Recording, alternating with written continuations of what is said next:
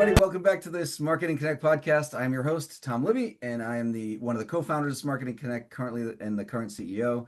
I'm kind of excited about these current episodes of the podcast, because we're talking about one of the hot topics in the industry right now with AI, with all the sales and marketing professionals that we have in Marketing Connect. And today I brought back Ceri Ruenheck.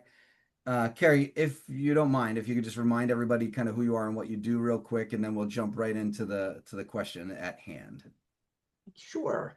I'm the owner of It's Your Call. We're a business-to-business outbound telemarketing service. We do cold calling, we'll do follow-up calls, we'll do lead qualification, customer surveys, event promotions.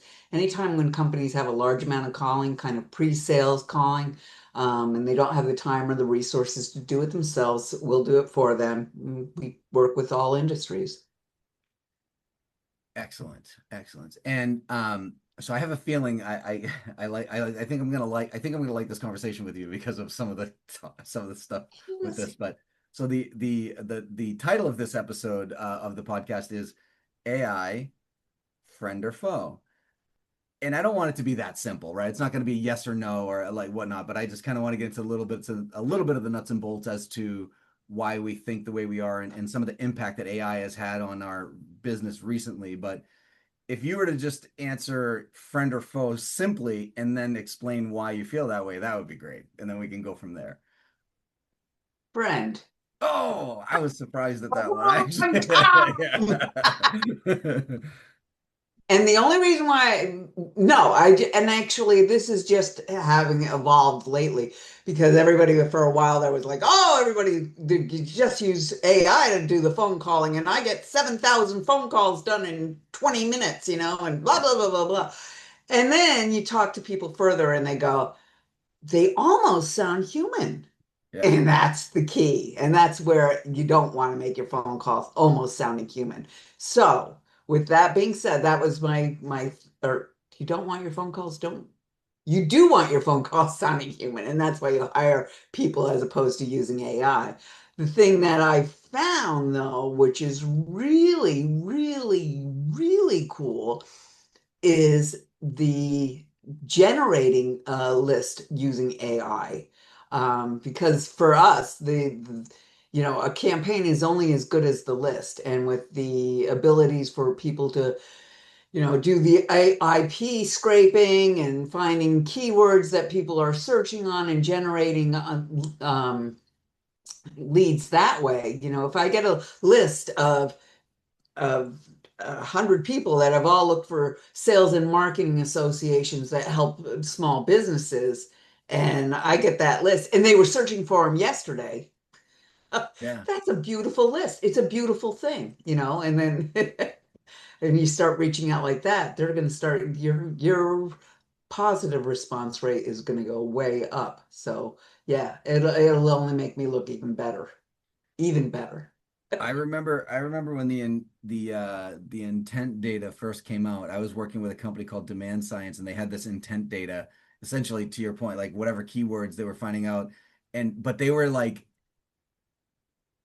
30 to 60 days ago. And it was like, okay, so if I call somebody 60 days after they were Googling something, does that make me look weird? Like Yeah. I was very nervous about it. But if you could do it immediate, I actually, believe it or not, I actually think it's less weird if I'm Googling something right now, my phone rings and says, hey, we saw that you're looking for, business to business phone calling, you should give us a call back. And I'd be like, oh yeah, I should give them a call back. Like, I don't know why, but it seems less weird to me if it's quicker than somebody 60 days out says, hey, 2 months ago, we thought you were looking for this. Can I? And I'd be like, why are you looking at my search history? You know what I mean? Like, I don't Yeah. know. There's like a weird disconnect for me with the Yeah. timing. Um, but so have you had anybody come to you after using some of those AI um AI design? I don't even know what to call them, to be honest. The AI that's using Generated outbound lists. calling, yeah, generating. Well, no, no, no. Somebody who's used the service of like an AI outbound calling, and then they come to you after. Have you experienced Oh, that yet? no, I haven't done that. I've only heard of one person that actually has done it. I think that because my network, the realm of people that I'm working with, are not working in very large corporate structures, which I'm imagining it's probably not the cheapest thing to set up. Hmm. So the folks that I deal with, I, I've met one person, somebody that you know, I can't remember his name. Anyway, but he was saying, "Oh yeah," he was all for it, but Are you talking that's about the because he the built it. person who set it up, like who's running it, or the person who's used it? He set it up and he used it. Okay, yeah, yeah, I don't remember who that was because Yeah. we do know, you and I do know somebody who actually operates a company that offers that service. So I wasn't sure if you were talking about him, but anyway, Oh, yeah. We're not going to mention his name right now, but okay. anyway, yeah. So you haven't had the experience yet where somebody has tried the AI outreach, had a bad experience, and came to you and said, "Listen, I just need people to do this. I don't think the AI is working for me." So you haven't had that happen yet. No, not yet. No, no. Um, Interesting, because have you yourself ever heard one of those AI? Like, has an AI called you and have you interacted with it at all? No, I have not. Well, I don't know. I just found out that those Google Maps images, that phone calls that I get, Google, are AI generated. But I always hang up on them as soon as they tell me my Google Maps are incomplete. Yeah. I don't want to talk to you. Yeah, I have tested a couple for companies. Like companies will call me because again, being with my area of expertise being in sales and sales process improvement and like so we talk a lot about when you get somebody on the phone, what do you actually say to get the sales process to move down the line? And a lot of times the AI can't do that very well. So I've been asked to test a couple of these where I call in asking very pointed questions about whatever they're selling and to test them to see if I can break them or to see if I can get them confused or whatever. Some of them Mhm. are really good. I got to be they're scary. I got to be honest with you. I actually find them more useful for inbound calling, right? So if somebody calls into your company and you don't have the workforce to take calls. Again, let's say you and I are basically solopreneurs. I know you have a couple of callers, but you run your business as by yourself. Mhm. And and if you're in a meeting and a client calls you, you're missing something. You have to call them back, you chase them around, whatever. So if for people like us to have an AI that can take any inbound call, vet it out for us, and then actually communicate with that person that we're currently on a meeting and we'll get back to them, sometime in the afternoon because the one that I tested actually had access to my Google Calendar, which was impressive.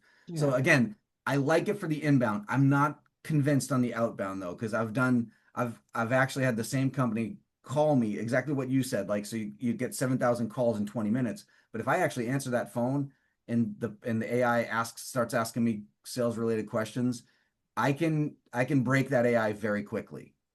On the inbound, for some reason it can't. It does it differently because again, the attitude of somebody that like as a consumer, if I'm calling into a company, my patience level is different than when somebody's calling Well, me for the product. So, and this is just kind of what I was trying to explain to them why it's so different in it's the a the different structure yeah.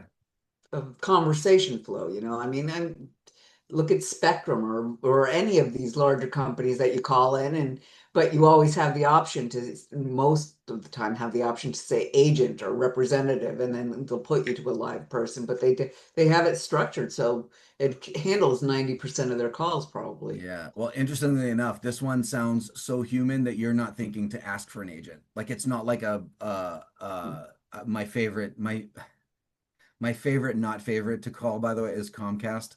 So when you call Comcast, I'm good luck getting to somebody who actually wants to listen to you. Like it's so hard now. Like they put so many AI gateways in it, and their AI is terrible. So Comcast, if you're listening, call me. I'll get you to somebody who has a better AI than you do, and that'll be a way better experience for your customers because yours is terrible right now. Anyway, but as I was saying though, like and to your point, the structure of the conversation is very different. If I'm the one calling in and I'm asking a bunch of questions, and the AI gets to a point where it says, you know what, your questions are starting to get super complicated. I'd really prefer you to talk to, a sales engineer or an account Right. executive or whatever they label it.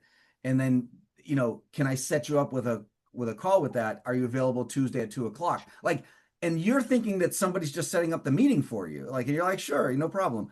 If they're calling into you, it's different. Because if they're calling into you, your expectation is they're going to be able to answer all of your questions. So when they say, "Oh, you're starting to ask really good questions now. Let me get you in touch with an account executive," you're like, "Go F yourself." Like, you just called me. Why can't you answer my questions? Right. You know what I mean? Right. Like, it's just different. So Yeah. anyway, all right. I feel like we could probably talk about this forever. So I don't want to do that. Do you have any? I'll give you the last word. Is there any other things about AI or anything like that that you want to just kind of throw out there before we wrap up?